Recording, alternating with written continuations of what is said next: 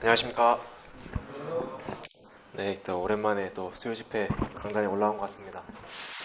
예, 이제 형의 결혼식이 얼마 남지 않았는데 사실 별로 이쯤 되면 실감 날 줄 알았는데 딱히 뭐 감정의 변화도 없고 실감도 안 나는 거 봐서는 좀 그 당시 그 날이 돼봐야 좀 실감이 날 것 같습니다. 그래서 근데 결혼은 형이 하는데 뭔가 결혼식을 준비한 거는 부모님이 더 바쁜 것 같아요. 그래서 집에서 이제 부모님들이 막 뭔가 막 준비하는 것을 옆에서 보고 있는데 아 정말 결혼하기 쉽지 않구나 이렇게 막 준비하는 과정들이 되게 많고 정말 두 번 오다했구나라는 생각을 해보게 되었습니다. 또 이제 그래서 결혼식을 맞이해서 저희 집에 마스크팩이 열풍입니다. 그래서 다들 부모님이 저녁마다 뭘 하나 이렇게 붙이고 계세요. 그래서 다들 사실 매일 하면 안 좋잖아요. 근데 다들 매일 막 이렇게 막 마스크팩을 붙이는 걸 보면서 본인들 얼마나 그 결혼식을 기다리고 있는지 아들로서 한번 느끼게 되었습니다. 사실 저의 이 수요 집회 차례인 것을 저는 주보를 보고 알았습니다. 한 2주, 3주 전쯤에 이제 대덕 모임에 다니는 사촌 누나가 결혼을 하게 돼서 그래서 결혼식에 참석하고 있었는데 결혼식 중간쯤이었나요? 그래서 한 4시 결혼이었는데 이제 슬슬 이제 배가 고파지고 결혼식이 끝나서 좀 뷔페 먹을 생각에 저 어떤 음식들이 있을까 또 맛은 있을까 이렇게 기대를 하면서 있던 중에 무심코 제가 핸드폰을 봤어요. 핸드폰을 보다가 카톡 알림이 있길래 확인했고 그 교회 그 전체 카톡방을 확인해보니까 주보가 올라와 있는 거예요. 그래서 습관처럼 딱 주보를 누르면 다른 형제님들은 좀 공감하실지 모르겠지만 저는 항상 그 주보를 보면 맨 처음에 그 수요 집회 그 순서 내 이름이 있나 없나 일단 확인을 하고 그 다음에 주일 사회 그걸 확인하는데 아니나 다를까 갑자기 제 아무 예고도 없이 제 이름이 딱 있는 거예요. 그래서 그때부터 이제 비상사태가 시작된 거죠. 그래서 그래도 어쩌겠습니까? 그 그때 부모님한테 막 징징대면서 와 이거 어떻게 하면서 그랬었는데 뭐 어쩌겠습니까? 순종을 해야겠죠. 그래서 뭔가 이러한 수요 집회나 뭔가 이렇게 담당하게 될 때 뭔가 습관적으로 좀 핑계거리가 없나? 부터 좀 생각하는 것 같습니다. 그래서 정말 단번에 이렇게 순종하는 일은 어려웠던 것 같습니다. 그래서 이렇게 수요 집회를 준비하면서 생각을 해보게 된 게 내가 신앙생활 하면서 또 이렇게 주님을 섬기는 데 있어서 가장 힘든 게 무엇이 있을까? 이렇게 곰곰이 한번 생각을 해보게 되었습니다. 이번에 준비를 하면서. 그래서 그중 하나가 또 순종이었는데 많은 형제님들이 수요 집회에서나 여기 주일날 이렇게 순종에 대해서 많이 규제를 해주신 걸로 알고 있는데 저도 이번 수요 집회를 준비하면서 순종에 대한 말씀을 또 찾아보고 또 알아보게 되었습니다.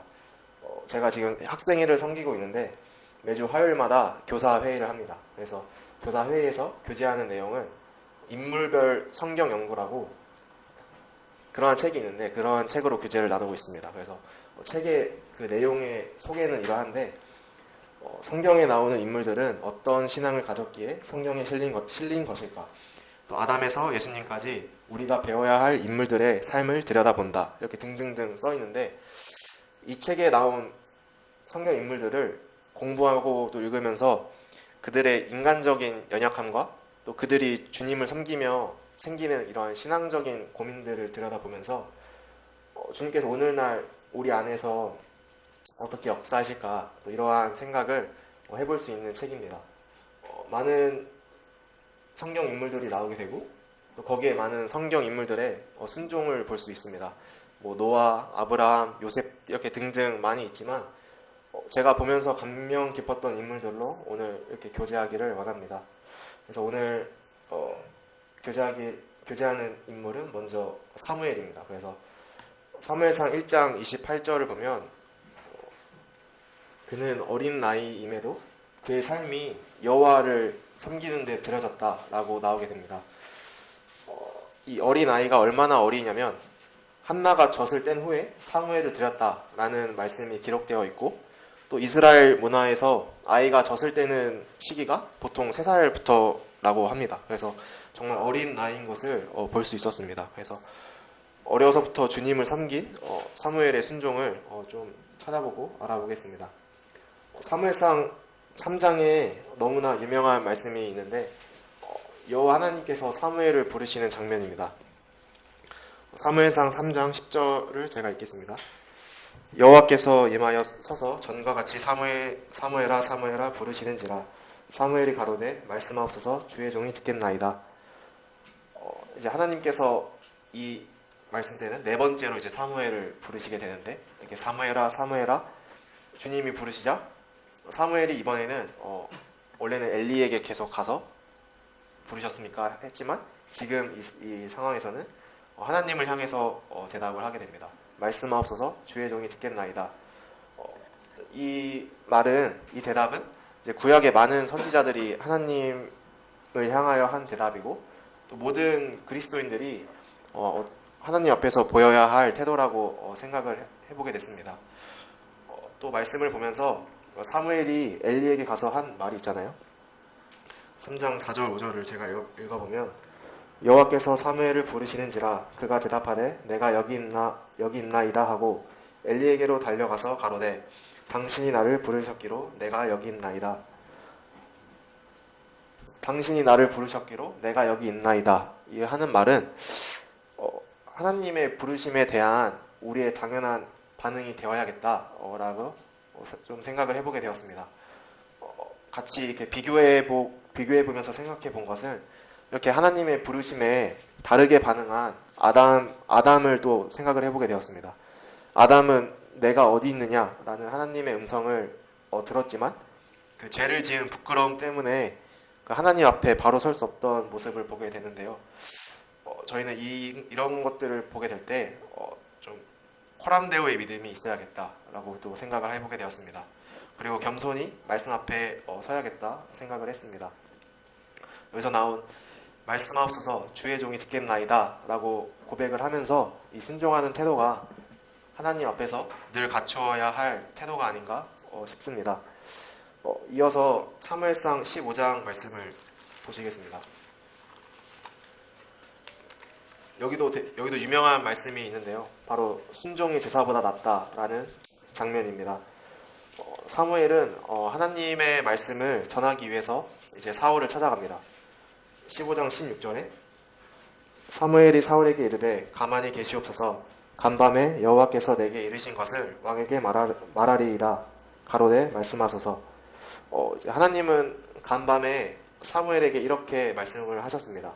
11절을 보시면 내가 사울을 세워 왕 삼은 것을 후회하노니 그가 돌이켜서 나를 좇지 아니하며 내 명령을 이루지 아니하였음이니라 하신지라.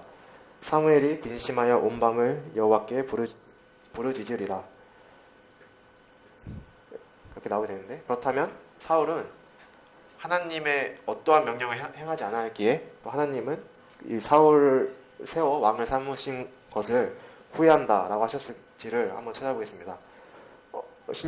15장 2절부터 3절을 보면 만군의 여호와께서 이같이 말씀하시기를 아말렉이 이스라엘에게 행한 일 곧 애굽에서 나올 때에 길에서 대적한 일을 내가 추억하노니 지금 가서 아말렉을 쳐서 그들의 모든 소유를 남기지 말고 진멸하되 남녀와 소아와 젖먹는 아이와 우양과 약대와 나귀를 죽이라 하셨나이다. 그런데 사울은 하나님의 명령을 사울은 이 명령을 그대로 순종하지 않았습니다.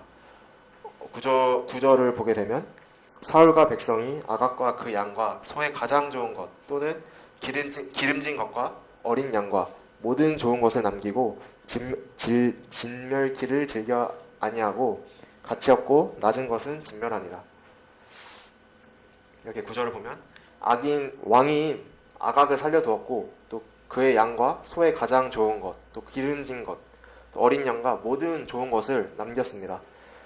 그리고 가치 없고 하찮은 것만 진멸했습니다. 그러고도 사울은 이제 사무엘을 보자마자 이렇게 얘기를 하는데요. 13절에 사무엘이 사울에게 이른즉 사울이 그에게 이르되 원컨대 당신은 여호와께 복을 받으소서 내가 여호와의 명령을 행하였나이다. 과연 사울은 정말 자기가 하나님의 명령을 그대로 순종했다고 생각하는 것일까요? 여기에 나오는 사울은 그런 것 같습니다. 20절에 사울이 사무엘에게 이르되 나는 실로 여호와의 목소리를 청종하여 여호와께서 보내신 길로 가서 아말렉 왕 아각을 끌어왔고 아말렉 사람을 진멸하였으나 이렇게 말한 다음에 또 그 다음에 토를 달게 됩니다. 21절에 다만 백성이 그 마땅히 멸할 것 중에서 가장 좋은 것으로 길갈에서 당신의 하나님 여호와께 제사하려고 양과 소를 취하였나이다. 과연 사울은 하나님의 말씀을 청종을 했을까요? 물론 했지만 이 절반만 순종한 것 같습니다. 그래서 하나님의 말씀대로 아말렉과 싸운 것은 들었지만 다 진멸하라는 하나님의 이 말씀은 청정하지 않았습니다. 그래서 여기서 제가 생각을 해본 것이 과연 이 절반만 순종한 것이 과연 순종한 것인가? 과연 이러한 것도 순종이라고 볼 수 있을까? 혼자 생각을 해보게 되었는데 제 생각은 그렇지 않은 것 같습니다. 제가 내린 결론은 절반만 순종한 것은 순종하지 않은 것과 같다입니다. 순종은 100% 해야 순종인 것입니다. 이것을 좀 마라톤에도 비유를 해보게 되었는데 이제 마라톤 선수가 절반만 뛰고 포기하면 그것은 이제 실격이잖아요. 그래서 마라톤을 완주했다라는 조건을 보면 정해진 코스를 끝까지 뛰어야만 이제 기록으로 인정이 되는 것입니다. 근데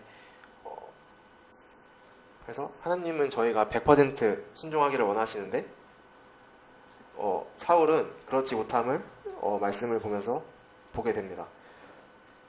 사울이 하나님의 말씀을 따르지 않았다는 것을 이제 스스로 자행하는 증거도 있는데 그것은 사울이 핑계를 대고 있다는 것입니다. 100% 순종을 했다면 이제 핑계댈 필요가 없습니다. 그런데 온전하게 순종하지 못했다면 핑계거리를 찾게 되는 것 같습니다. 그가 첫 번째로 된 핑계는 이제 백성들 때문이라는 것입니다. 아까 읽었던 말씀인데요. 20절에 사울이 사무엘에게 이르되 나는 실로 여호와의 목소리를 청종하여 여호와께서 보내신 길로 가서 아말렉 왕 아각을 끌어왔고 아말렉 사람을 진멸하였으나 다만 백성이 그 마땅히 멸할 것 중에서 가장 좋은 것으로 길갈에서 당신의 하나님 여호와께 제사하려고 양과 소를 취하였나이다.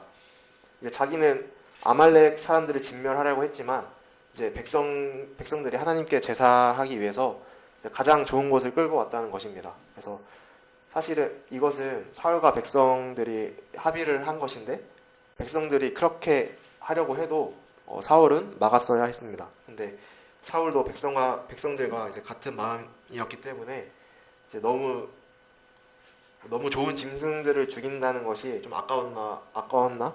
이렇게 생각을 해보았습니다. 그래서 사무엘의 말대로 19절에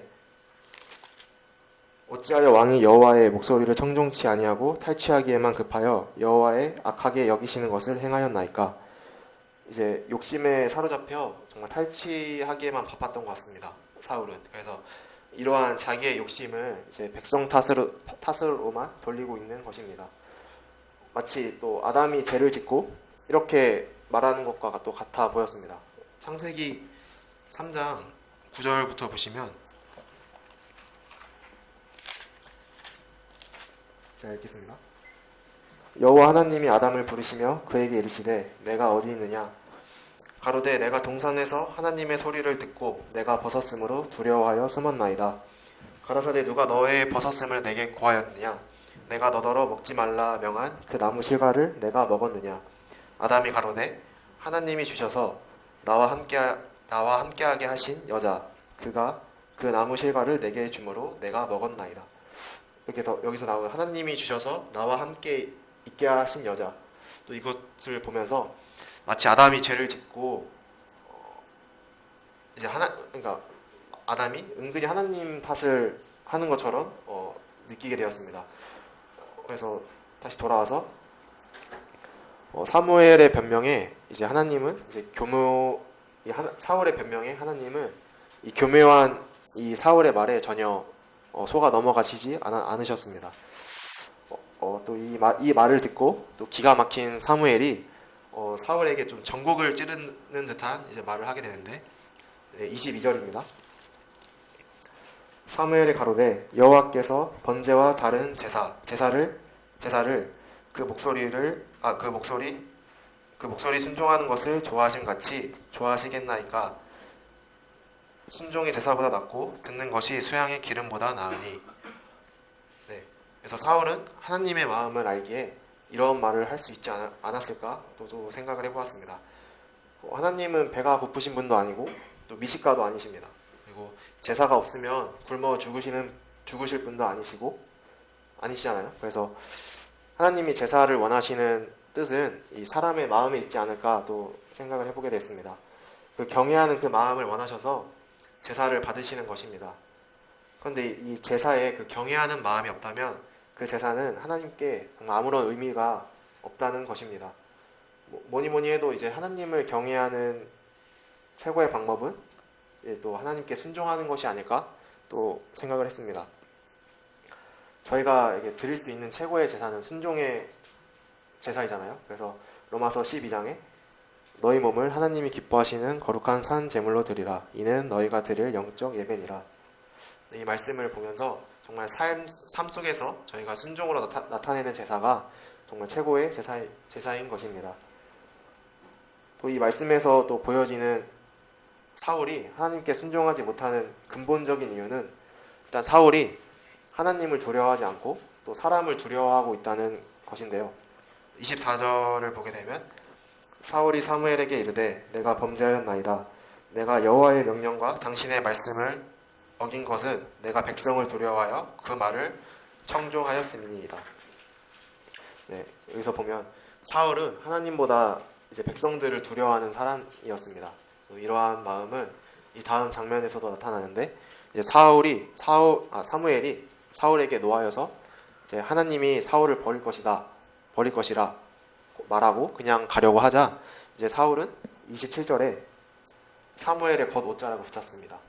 그래서 사울은 다시 단호하게 말을 하는데 28절에 사무엘이 그에게 이르되 여호와께서 오늘 이스라엘 나라를 왕에게서 떼어서 왕보다 나은 왕의 이웃에게 주셨나이다.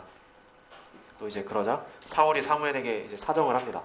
30절에 사울이 가로되 내가 범죄하였을지라도 청하였나니 내 백성의 장로들의 앞과 이스라엘의 앞에서 나를 높이사 나와 함께 돌아가서 나로 당신의 하나님 여호와께 경배하게 하소서. 31절 이에 사무엘이 돌이켜 사울을 따라가매 사울이 여호와께 경배하니라.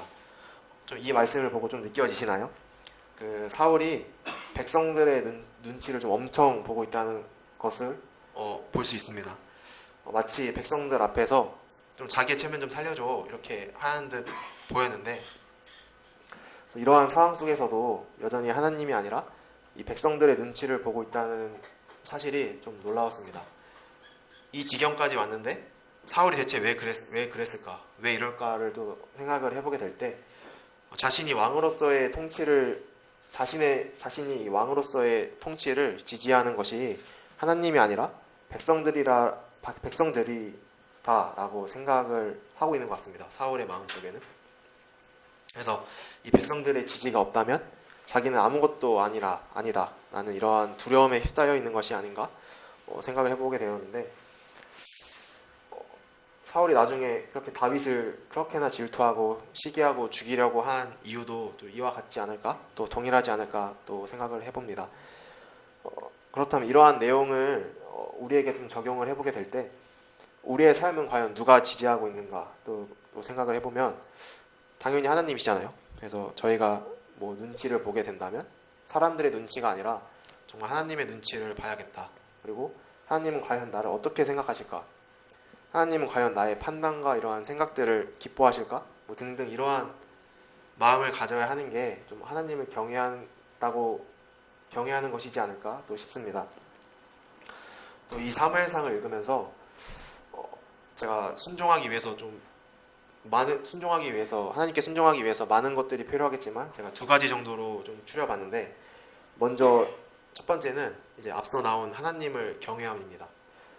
저는 뭔가 이렇게 일상을 살아가면서 뭔가 은혜의 하나님, 뭐 자비의 하나님, 뭐 사랑의 하나님, 뭐 나에게 좋으신 하나님 등등 좀 저에게 좀 득이 되는 하나님만 생각을 하다 보니까 뭐 하나님에 대한 두려움과 이게 무서움을 조금 잊어버리면서 살아가는 것 같습니다. 그래서 이러한 생각을 하면서 제가 또 우연히 유튜브 알고리즘으로 모르는 분이 잠언으로 PT를 하셨더라고요. 그래서 그 영상을 보게 됐는데 물론 잠언은 성도님들이 알다시피 솔로몬이 저자는 솔로몬이고 잠언 1장 1절을 보면 다윗의 아들 이스라엘 왕 솔로몬의 잠언이라 이렇게 분명하게 기록되어 있습니다.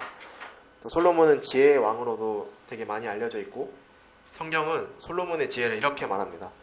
열왕기상 4장에 기록되어 있는데 제가 읽어드리면 하나님이 솔로몬에게 지혜와 총명을 심히 많이 주시고 또 넓은 마음을 주시되 바닷가에 모래같이 하시니 솔로몬의 지혜가 동쪽 모든 사람의 지혜와 애굽의 모든 지혜보다 뛰어난지라. 그가 잠언 3,000가지를 말하였고 그의 노래는 1,005편이며 그가 초목에 대하여 말하되 레바논의 백향목으로부터 담에 나는 우슬초까지 하고 그가 또 짐승과 새와 기어다니는 것과 물고기에 대하여 말한지라. 사람들이 솔로몬의 지혜를 들으러 왔으니 이는 그의 지혜의 소문을 들은 천하 모든 왕들이 보낸 자들이더라. 이렇게 솔로몬의 지혜를 설명하고 있는데 더 이상 솔로몬의 지혜에 대해서 설명할 필요가 없겠죠. 솔로몬의 지혜를 의심할 여지가 없습니다. 가장 지혜로운 왕이고 또 가장 지혜로운 사람입니다. 이러한 사람이 말하길 잠언 1장 7절에 이렇게 얘기를 합니다. 여호와를 경외하는 것이 지식의 근본이거늘 미련한 자는 지혜와 훈계를 멸시하느니라. 이런 것을 보면서 이 말씀을 보면서 하나님을 경외하는 것이 정말 지혜의 시작인 것입니다.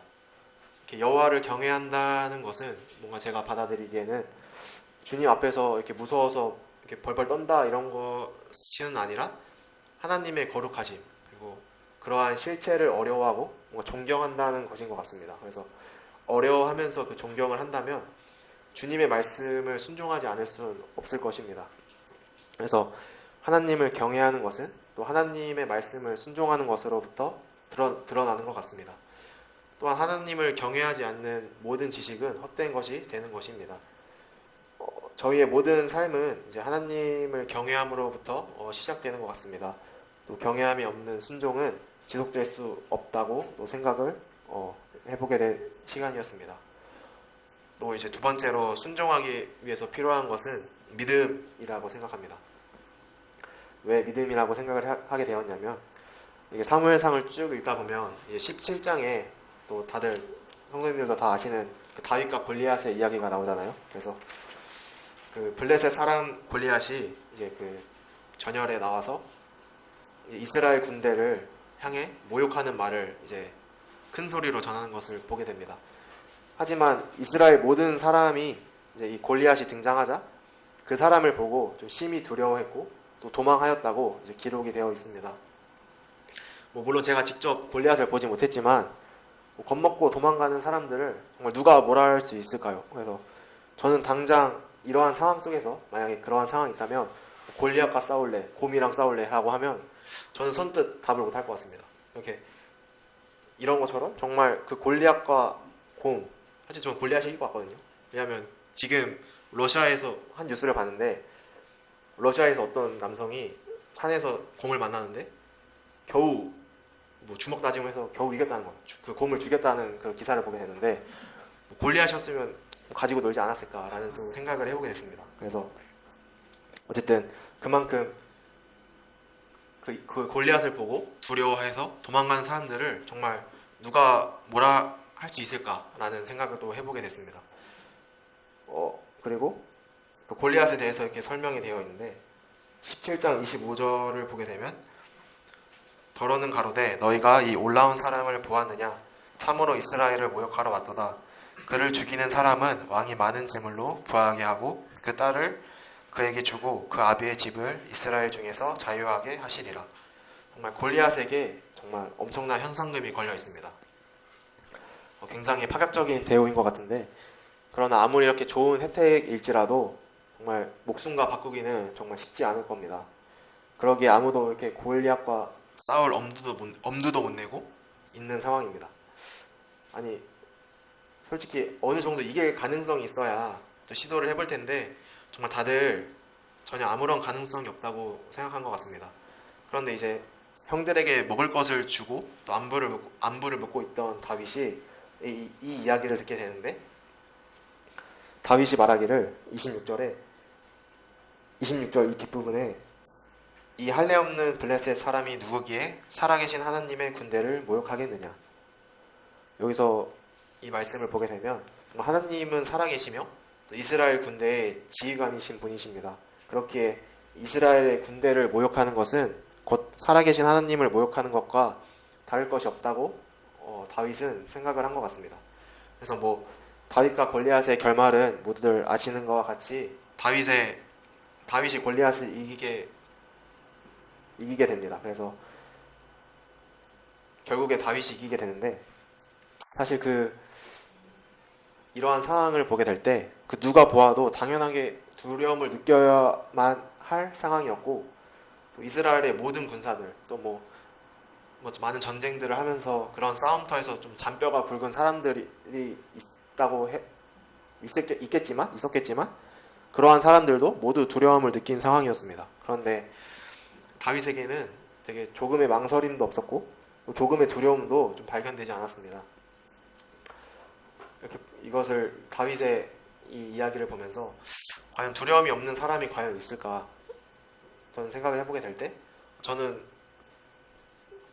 그래도 그런 사람 없지 않을까라는 생각을 해보게 되었습니다. 그래서 그렇다면 여기 나온 다윗은 그 두려움을 이길 수 있는 무언가를 좀 가지고 있었다고 또 생각을 해보게 되었습니다. 그것은 바로 다윗의 믿음에서 나오는 용기인데요. 만일 다윗에게 이제 하나님이라는 존재가 늘 옆에 함께 계시다는 이러한 믿음이 없었다면 그는 다른 사람과 좀 똑같이 두려워했을 것 같습니다. 믿음은 그저 하나님의 존재만을 믿는 것이 아니라, 이 믿음은 하나님이 내 옆에 늘 계시다는 것 또한 믿는 것이라고 또 이 다윗을 보면서 생각을 해보았고, 또 이것이 저희에게 필요한 좀 실제적인 믿음인 것 같습니다. 이렇게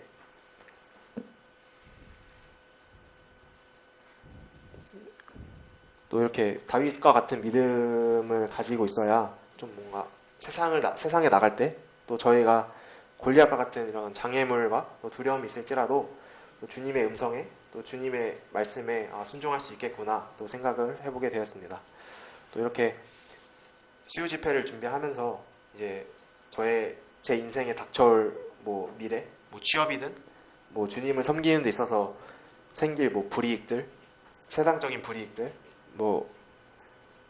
그런 것들이 생겨서 정말 주님 말씀을 좀 순종하지 못하는 만약 그러한 순간이 오게 된다면, 이번 말씀을 준비하면서 이러한 순간이 온다면 저의 믿음을 한번 점검을 해봐야겠다라고 또 생각을 해보게 됐습니다.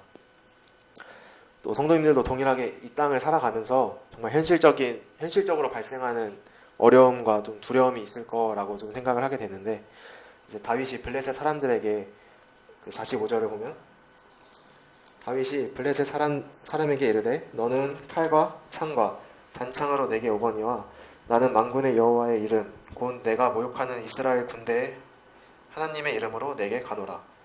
이렇게 다윗이 말한 것처럼 정말 세상 것으로 해결하는 것이 아니라 정말 만군의 여호와 하나님이 항상 나와 함께 하심을 믿고, 또 어려운 상황일지라도 정말 주님의 말씀을 순종하는 좀 귀한 자녀들이 되면 좋겠다라고 이번 말씀 교재를 준비하면서 생각을 해보게 되었습니다. 네, 이제 제가 준비한 수요 집회 말씀 교재는 여기까지고요. 이렇게 부족한 형제를 세워주신 주님께 감사를 드리며 이만 마치도록 하겠습니다. 안녕하세요. 마이크가 너무 높아져 있어가지고 거의 마이크가 평소에 이마 높이에 있었던 것 같아요. 당황스럽습니다. 네, 순종에 관한 주제로 우리 중고등 학생부를 담당하고 있는 우리 교사들이 매주 또 성경에 나오는 인물을 중심으로 해서 성경 공부도 하고 또 이렇게 교제를 하고 있습니다. 그 가운데 사무엘서에 나와 있는 인물들, 대조적인 사울과 다윗 두 사람이 있죠. 그 그다음에 한 사람을 더 포함시키자면 새 왕 이야기라고 하는 책이 있는데 그 책에 등장하는 그 새 왕이 있는데 첫 번째 사울, 두 번째 다윗, 그리고 세 번째 왕이 나오는데 다윗 아버지를 대해서 구테타를 일으켰던 왕자가 있죠. 누구죠? 네? 그렇죠. 압살롬.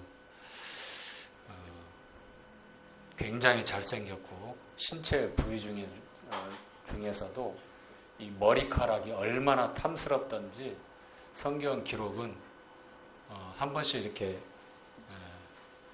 이발을 하거나 그 다음에 머리를 다듬을 때 나오는 그 양이 어마어마했다고 나옵니다.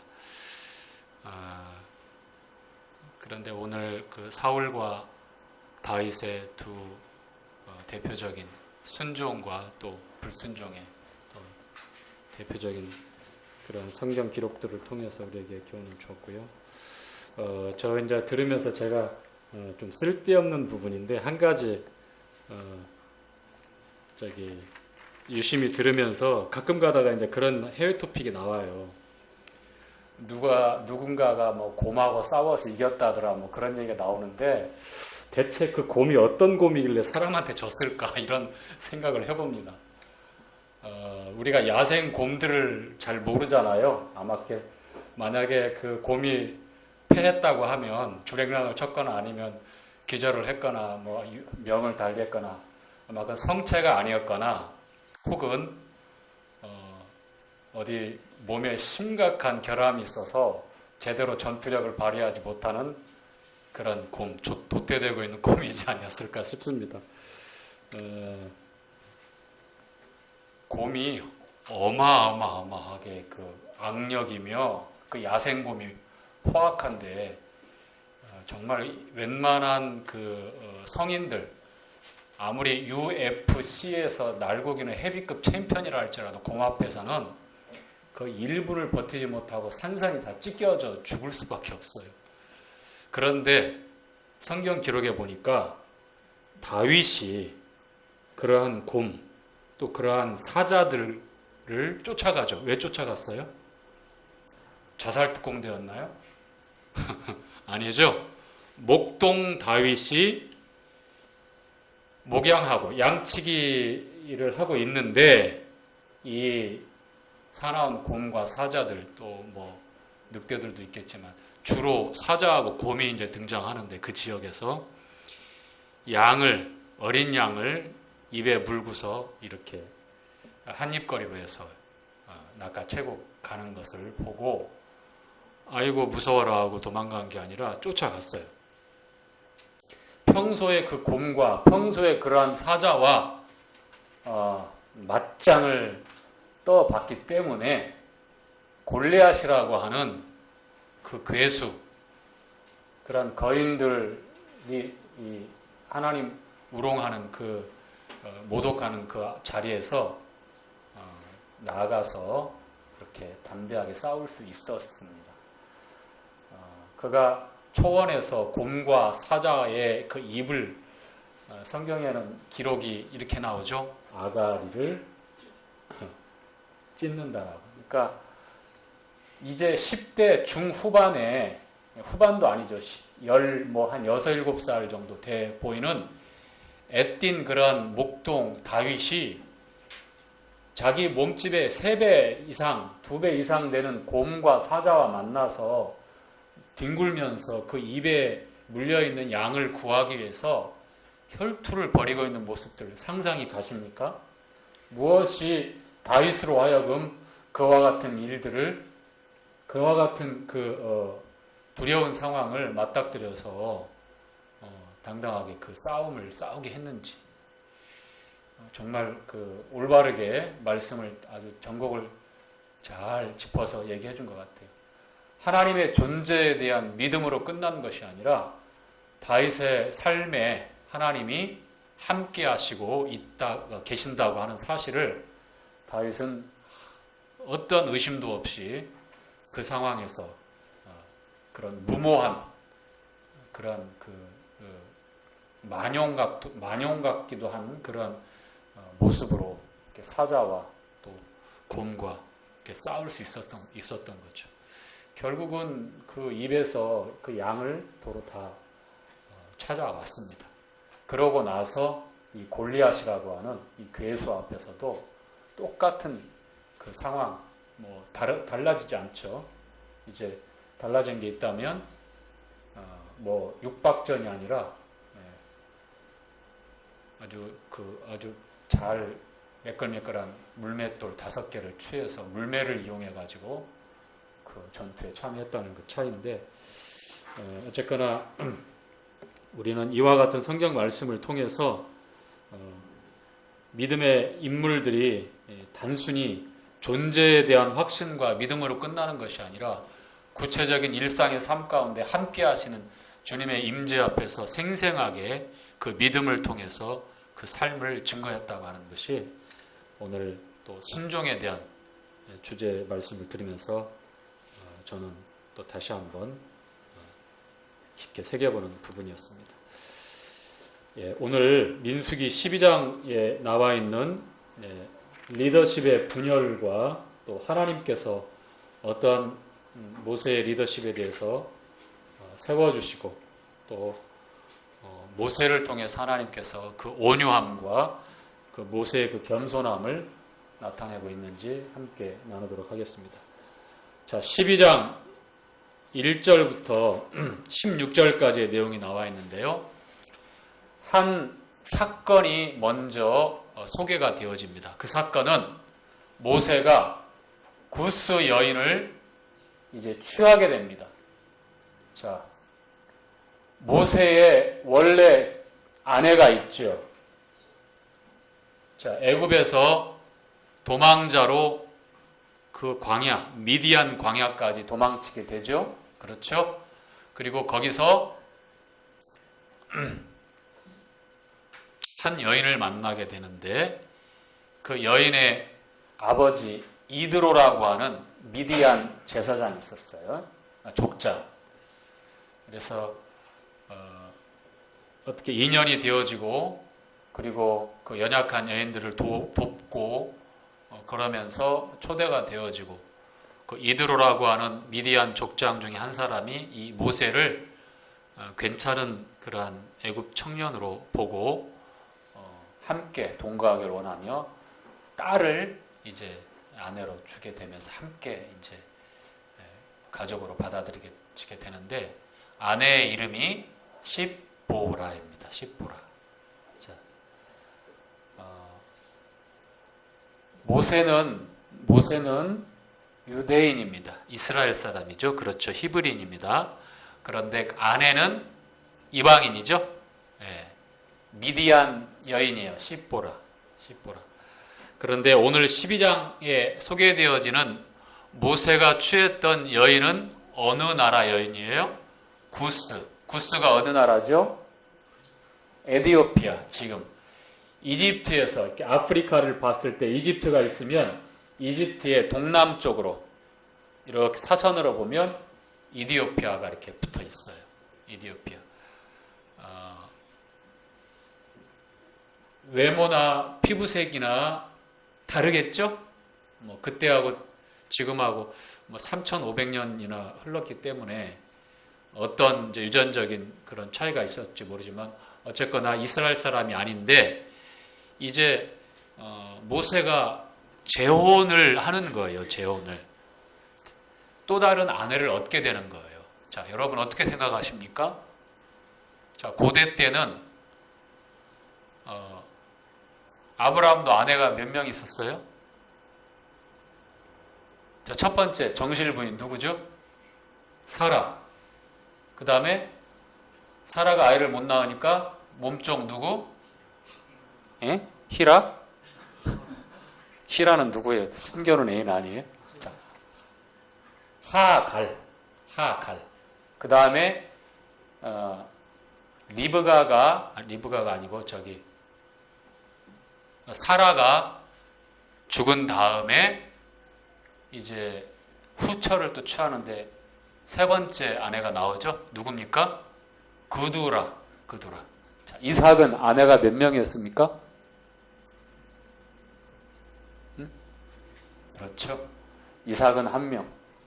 이삭과 요셉이 예수님을 나타내는, 우리 주님을 상징하는 구약의 인물 중에 가장 근접하고 가장 분명하게 나타내는 두 인물이에요.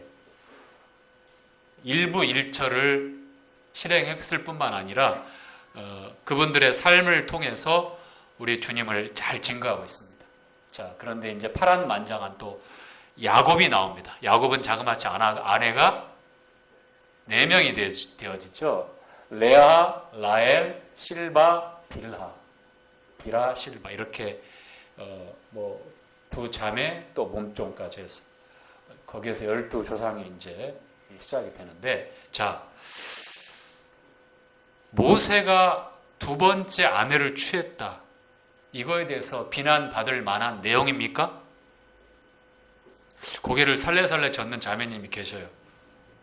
비난받을 만한 내용일 수 있습니다. 그런데 전제가 있어요. 자, 십보라가 생존에 있지 않다면 상황은 다르겠죠? 아내인 십보라가 곁에 없다면, 유명을 달리했다면 모세가 재혼하는 것, 그것이 잘못된 게 아니잖아요. 그렇죠? 예, 맞아요. 지금 십보라는 살아있지 않아요. 십보라가 이제 이 세상 사람이 아니기 때문에 모세가 아내를 얻는데 두 번째 살아있는 정실 부인을 놔두고 후처를 취하는 게 아니에요. 아시겠죠? 그래서 크게 비난받을 내용이 아닙니다. 그런데도 불구하고 구스 여인이라고 하는 어떤 정체성이나 정통성에 대해서 비난한다고 하면 그것이 또 비난이 되겠죠. 자, 어떻게 전개되는지 한번 읽어보죠. 자, 1절부터 자, 2절 함께 읽죠. 시작. 모세가 구스 여자를 취하였더니 그 구스 여자를 취하였으므로 미리암과 아론이 모세를 비방하니라. 자, 구스 여인을 취한 그 내용 때문에 미리암과 아론이 누구를 비방해요? 모세를 지금 비방하고 있습니다. 자, 재혼하고 한다고 하는 단순히 그 내용이 아니라 구스 여인을 취했다고 하는 아마 그 내용에 아마 비방의 내용이 다 담겨져 있는 것 같아요. 자, 2절 그들이 시작. 그들이 이르되 여호와께서 모세와만 말씀하셨느냐 우리와도 말씀하지 아니하셨느냐 하매 여호와께서 이 말씀을 들으셨더라. 자, 비방을 할 때에 모세 앞에서 면전에서 직접적으로 이러한 얘기를 한 게 아니에요. 어떠한 비방을 하겠습니까? 이스라엘 백성들 가운데, 장로들, 무리들 가운데, 리더 그룹 가운데, 혹은 어떤 영향력을 끼칠 수 있는 그런 무리들 가운데서 지도자 역할을 하고 있는, 리더자 역할을 하고 있는 미리암과 아론. 아론은 대제사장이에요, 지금 대제사장. 미리암은 선지자입니다. 출애굽기 15장에 보면 그 내용이 나오잖아요. 그렇죠? 소고치고 이제 홍해를 건넌 다음에 소고치고 찬송하니까 많은 여인들이 미리암을 따르면서 함께 찬송하고 선지자로서 그 역할을 하고 있어요. 그러니까 적지 않은 역할을 하고 있는 리더자예요. 리더자. 아론은 두말할 것 없잖아요. 아론은 대제사장으로 하나님 앞에서 구별된 그러한 아주 놀라운 그런 직책들을 수여받고 감당하고 있는데 이제 모세를 비방합니다. 비방하는 내용이 구스 여인을 취했다고 하는 내용. 그러나 그것은 자신들 마음속에 있었던 어둡고 불편한 내용들을 토해내기 위한 어떠한 그런 꼬투리였을 것 같기도 해요. 물론 문제가 될 수도 있었겠죠. 이스라엘 사람들이 봤을 때 이방 여인을 아내로 취한다고 하는 그 문제가 단순하진 않거든요. 특별히 모세라고 하는 이스라엘의 대표 지도자가 그와 같은 선택을 한다고 하는 것이 얼마나 큰 논란거리가 되겠는가. 그런데 그것을 확대하고 과장하고 재생산해서 모세를 비방합니다. 하나님께서 미리암과 아론이 비방하는 그 비방을 듣고 이제 이렇게 그들을 불러 모으십니다. 3절 함께 읽겠습니다. 시작. 이 사람 모세는 온유함이 지면의 모든 사람보다 승하더라. 자, 모세의 인격에 대해서 한번 말씀하고 있는데 모세의 온유함이 지면에 있는 어떤 사람보다도 어떻다고요? 승하더다. 크다라는 얘기입니다. 여러분 온유라고 하는 이 명사를 어떻게 정의할 수 있을까요? 온유 치면은 대중 가수 이름이 나와버려요. 예, 잘못 치면 안 됩니다. 어학사전을 눌러야 됩니다. 자, 온유. 자, 어떤 의미죠? 부드럽고 따뜻하다. 따뜻하고 부드럽다. 따뜻할 온, 부드러울 유자해서 온유를 씁니다. 나긋나긋하다. 자, 한번 생각해 보세요. 잠실교회 온유한 성도님이 계시죠? 계신가요? 따뜻하고 부드러운 인격을 가지는 분. 누구죠? 저 빼고. 응? 석회? 자, 이 본문에 나와 있는 온유함은 항상 연관져야 될 내용이 있어요. 모세가 지금 어떤 일을 하고 있고 그 온유함, 그렇지만 그 비방하고 있는 미리암과 상대적으로 미리암과 아론은 온유하지 못하다라고 하는 그러한 메시지가 한꺼번에 나와 있어요. 자, 왜 그런지 한번 더 살펴보겠습니다. 자, 4절부터 한번 보지요. 시작. 여호와께서 갑자기 모세와 아론과 미리암에게 이르시되 너희 3인은 회막으로 나오라 하시니 그 3인이 나아가매 여호와께서 구름 기둥 가운데로서 강림하사 장막문에 서시고 아론과 미리암을 부르십니다. 그 두 사람이 나아가매 이르시되 내 말을 들으라. 너희 중에 선지자가 있으면 나 여호와가 이상으로 나를 그에게 알리기도 하고 꿈으로 그와 말하기도 하거니와 내 종 모세와는 그렇지 아니하니 그는 나의 온 집에 충성됨이라. 그와는 내가 대면하여 명백히 말하고 은밀한 말로 아니하여 그는 여호와의 형상을 보겠거늘 너희가 어찌하여 내 종 모세 비방하기를 두려워하느냐.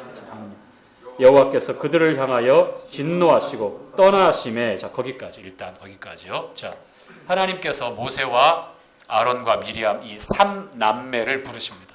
자, 3남매예요. 아시겠죠?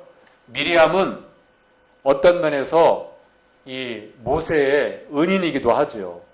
석 달 동안 모세가 태어났을 때에 남자아이는 다 빠뜨려 강에 빠뜨려 죽여라 라고 이렇게 바로가 엄명을 내렸지만 모세의 부모가 모세가 태어났을 때 봤을 때에 범상치가 않았단 말이에요. 그래서 석 달 동안 숨겨 키웠는데 더 이상 숨길 수가 없어서 이제 갈대 상자에 안으로 밖으로 역청을 칠하고 모세를 강포에 쌓아서 뉘은 다음에 강가에 떠널려 보냅니다. 그리고 그 떠널려 가는 그 갈대 상자를 누가 쫓아가요? 미리암이 쫓아갑니다. 이 누나가 끝까지 쫓아가요. 그래서 갈대 상자가 어디로 갔어요? 바로의 딸 공주가 목욕하고 수녀들과 함께 목욕하고 물놀이하고 있는 그 갈대 숲까지 가게 됩니다. 나일강에. 그래서 발견하게 되고 열어보니까 히브리 아이야. 이제 석 달 됐으니까 100일 조금 못 됐잖아요. 얼마나 예뻐요. 자, 공주가 물에서 건져냈다. 내가 물에서 구했다라는 뜻으로 모세라고 이름을 붙이고 양자로 이제 왕궁에서 키우게 되는데 그때 미리암이 아주 재기발랄하게 임기응변도 그렇게 잘하는 그 어린 꼬마 소녀가 없었어요. 미리암이 나아가서 공주님 이 아이를 젖먹일 유모를 제가 찾아드릴까요? 그래가지고 엄마 요게벳과 다시 조우해서 젖될 때까지, 아까 우리 교재에서 알지만 최소 3년에서 4년, 3, 4년 정도를 그렇게 엄마 품속에서 모세가 자랍니다. 유아 교육이 히브리 교육이 되어지는 거죠. 뭐 말을 잘 알아들을 수 있는 그런 나이는 아니지만 정체성을 똑바로 가지고. 자, 그래서 이 미리암은 이 모세가 볼 때에도 이 누이가 보통 은인이 아니에요. 그렇죠? 아마 미리암이 이 모세를 통해서 하나님께 일하실 때에도 뭔가 이렇게 자기가 좀 기대하는 게 있었던 것 같아요. 아론은 또 어떻고요? 아론이 형이잖아요. 모세의 형. 이 누이와 형이 모세에게만 말씀하셨느냐? 우리에게는 또 말씀하지 아니하시냐 하면서 평소에 가지고 있었던 불만과 자신들도 모세 못지않은 그런 영향력을 끼칠 수 있는 리더 역할을 감당하고 있는 그런 인도자다라고 하는 그런 말들을 하고 있는 거예요. 그래서 하나님께서 이 세 삼남매를 불렀습니다. 사실 이 본문 말씀은요, 교회 안에서 보면 인도자 역할을 하는 형제님들이 계시고 그렇지 않은 우리 형제자매님들이 계시잖아요. 그래서 이 말씀을 본문을 정해가지고 인도자 역할을 하고 있는, 리더 역할을 하고 있는 그러한 그룹이나 그런 형제님들이 자신들을 변론하고 자신들을 또 정당화하고 반대하거나 갈등 구조에 있을 때에 상대방을 꼼짝 못하게 하는 그러한 하나님 말씀으로 사용할 수도 있고 사용하기도 하고, 물론 때에 따라서 필요할 때는 사용할 수도 있죠. 그런데 잘못된 동기로 잘못된 말씀을 그렇게 전할 수도 있기 때문에 우리는 하나님 말씀을 가지고 올바로 분별할 뿐만 아니라 그 사람의 불순한 동기가 조금이라도 관여해서 하나님 말씀이 왜곡되어지는 그런 잘못된 그런 시간이 있어서는 안 되기에 오늘 먼저 말씀을 드려요. 우리 잠실교회에서는 인도자 형제님들하고 우리 성도님들하고 불편한 관계 있지 않습니다. 전혀 동기에 있어서 의심받을 만한 그런 어떤 일이 있거나 그렇지 않습니다. 혹행여 있다 할지라도 이런 자리에서는 아마 이렇게 말씀을 제가 전하진 않을 거예요. 그러니 이 말씀에 대해서 우리가 좀 더 투명하게 전달되어지고 그렇게 받아들였으면 좋겠어요. 아시겠죠? 뭐 순종을 강요한다든지 안 되면 복종하라든지 리더자를 이렇게 리더십에 대해서 타격 주는 어떤 비방하는 말을 뒤에서 한다든지 잘못된 없는 말들을 만들어서 일꾼들 어렵게 만든다든지 뭐 그렇기 때문에 조심하십시오. 하나님께서 다루실 것입니다. 이런 의도로 말씀이 전해지는 시간은 아니다. 적어도 지금은 그렇습니다. 아시겠죠?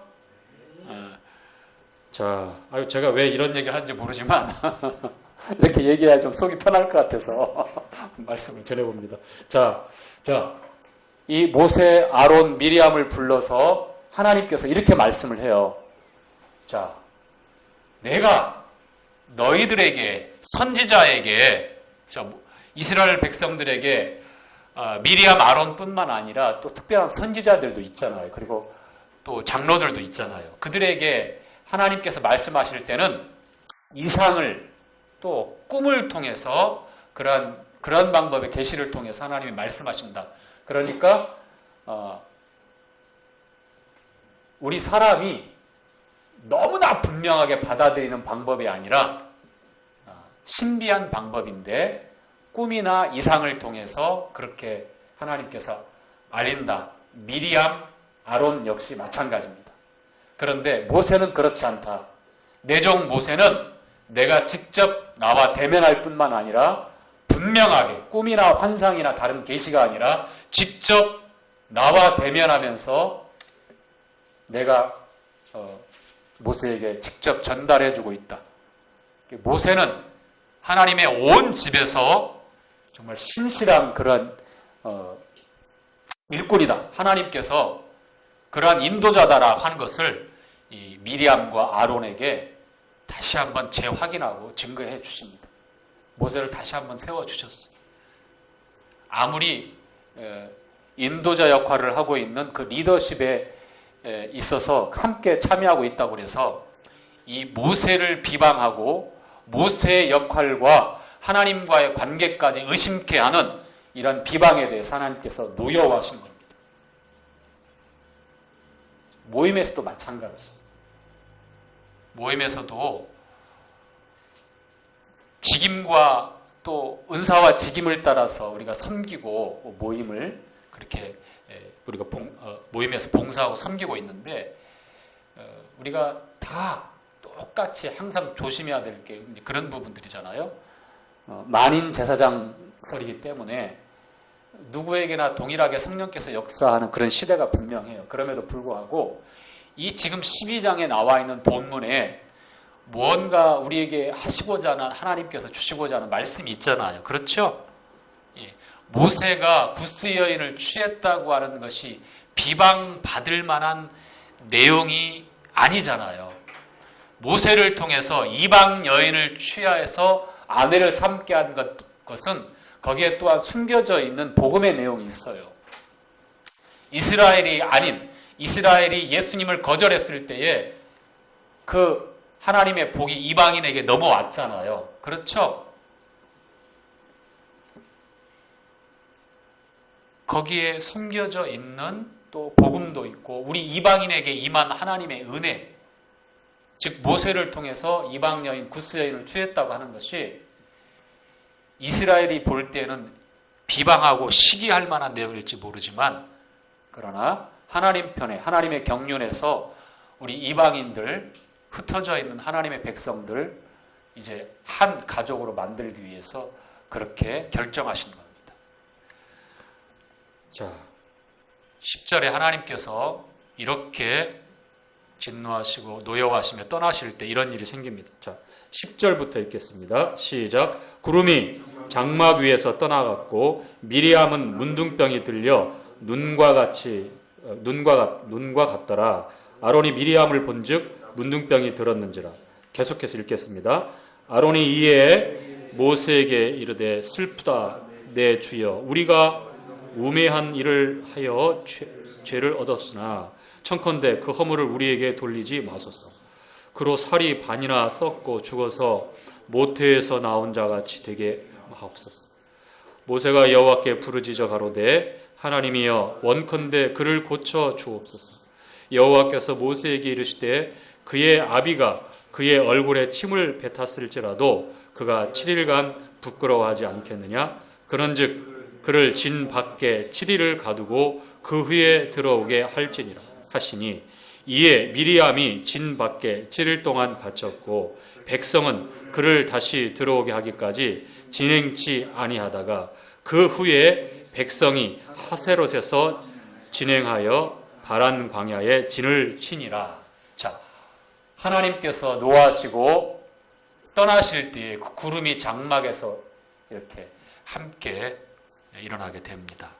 자, 하나님의 임재가 그들 가운데서 사라집니다. 그와 동시에 미리암에게 문둥병이 생깁니다. 전신이 하얗게 돼버렸어요. 왜 같이 아론도 같이 비방하고 모세의 리더십에 타격을 줄 정도의 그러한 작당을 모의를 했는데 왜 미리암에게만 문둥병이 생겼을까요? 왜 그랬을까요? 미리암이 주체자입니다. 아론은 거기에 동조했고 또 역시 아론도 모세보다 못할 게 뭐가 있어 라는 마음에 함께 미혹이 됐겠죠. 이 미리암이 최초로 그렇게 비방을 확대 재생산하면서 모세를 참 모세를 곤경에 처하게 하려고 하는 그런 잘못된 그런 일들을 벌인 거예요. 함께 그 일에 가담했던 아론은 즉시 회개하면서 모세를 통하여 하나님 앞에 중보해 주시기를 그렇게 간청합니다. 모세는 왜 온유함이 온 지면에 있는 모든 사람보다 승하다, 더 낫다라고 표현했는지, 여러분, 온유함은 따뜻하고 부드럽다라고 하는 어떤 마음의 어떤 그 표현으로 끝나는 것이 아니라, 이 아론과 미리암이 하나님 앞에 간과하고 하지 못하고 있는 부분이 뭐죠? 하나님으로부터 받은 그 직책과 직임과 그 역할에 대해서 신실했습니까? 모세처럼 하나님 앞에 충성되었다라고 그렇게 하나님께서 그들을 평가하셨습니까? 전혀 아니죠. 온유함은 첫 번째, 하나님께서 내게 주신 일에 대해서 신실한 자가 되는 겁니다. 충성된 자가 되는 겁니다. 두 번째,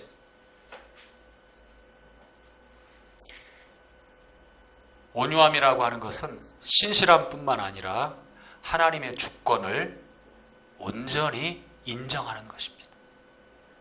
그럴 때에 하나님 앞에서 모세처럼 요동치 않아요. 그렇죠? 하나님이 모든 것의 주인 되신다. 하나님의 주권과 또 나에게 맡기신 일들, 크든 작든 귀하든 천하든 어떤 상황에 내가 어느 자리에 있든지 간에 만족해하고 맡은 자에게 구할 것은 뭐라고요? loyalty. 충성이라고 되는데 faithful이 맞아요. 신실함이니라. 신실함. 자, 마무리 지어야 될 것 같습니다. 이 일들 때문에 미리암은 일주일 동안 진 밖으로 쫓겨나게 돼요. 진 밖에 쫓겨날 뿐만 아니라 갇히게 됩니다. 그리고 7일이 지난 후에 다시 회복해서 돌아오게 됩니다. 다시는 모세의 리더십에 제동을 걸거나 딴지를 걸었다는 기록은 안 나와요. 회개하면 동역하는 문제, 회개하면 하나님의 믿음의 공동체에서 어떠한 문제도 되지 않습니다. 반면에 이스라엘 이스라엘 회중은 미리암 때문에 아론과 미리암의 어떤 그 리더십의 이 불평, 불만 때문에 어떻게 됐죠? 일주일 동안 진행을 할 수가 없었습니다. 한 사람의 문제로 끝나는 겁니까? 여러분이 그냥 나 혼자만 근신하면 되지요. 그걸로 끝날까요? 그렇지 않아요. 온 교회가 영향을 받아요. 다행스러운 것은 일주일 뒤에 다시 진행해서 하세로 돼서 어디로 갑니까?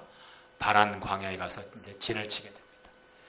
오늘 리더십에 관한 그리고 온유함이란 무언가에 대한 교제를 나눴습니다.